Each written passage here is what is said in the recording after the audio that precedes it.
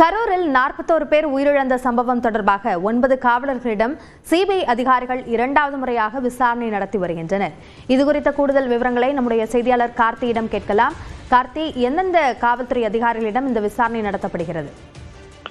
கரூர் துயர சம்பவம் தொடர்பாக அந்த கரூர் சிபிஐ அலுவலகத்தில் பல்வேறு தரப்பிடம் விசாரணை மேற்கொண்டு வரும். இன்று 4 காவல் உதவி ஆய்வாளர்கள், 5 முதல்நிலை காவலர்கள், 9 பேரிடம் விசாரணை மேற்கொண்டு வருகின்றனர்.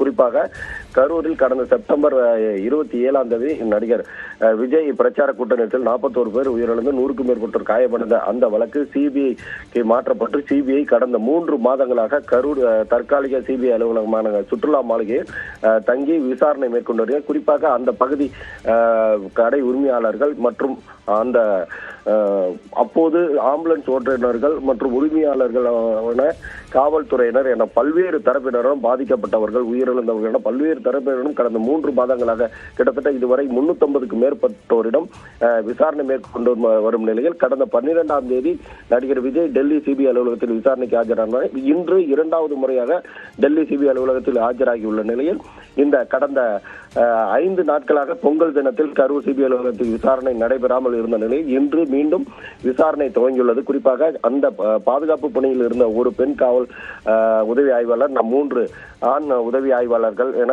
காவல் உதவி ஆய்வாளர் 4 பேர் மற்றும் முதல்நிலை காவலர்கள் 5 பேர் என 9 பேரிடம் தற்போது மீண்டும் விசாரணை மேற்கொண்டு வருகின்றனர். குறிப்பாக இந்த விசாரணை முறை என்பது தீவிரமடைந்துள்ளது. ஏற்கனவே பல்வேறு தரப்பினர்களிடம் சம்மன் அனுப்பப்பட்டு அந்த பாதிக்கப்பட்டவர்கள், உயிரிழந்தவர்கள் உறவினர்கள் மற்றும் கடை உரிமையாளர்கள், அங்கு அந்த பகுதியின் பொதுமக்கள் மற்றும் ஆம்புலன்ஸ் ஓட்டுநர்கள், உரிமையாளர்கள் என பல்வேறு தரப்பினரிடம் விசாரணை மேற்கொண்டு இதுவரை கிட்டத்தட்ட 300க்கும் மேற்பட்டோர் கரூர் சிபிஐ அலுவலகத்தில் விசாரணைக்கு ஆஜராகினார். மேலும் தாவேகா நிர்வாகிகள், மாவட்ட ஆட்சியர், மாவட்ட காவல் கண்காணிப்பாளர் என பல்வேறு தரப்பிடம் விசாரணை மேற்கொண்டு இன்று அதாவது பொங்கலுக்காக 5 நாள் விடுமுறை இருந்த நிலையில் சிபிஐ அதிகாரிகள் இன்று காவல் 9 பேரிடம் விசாரணையை மீண்டும் துவங்கியுள்ளனர்.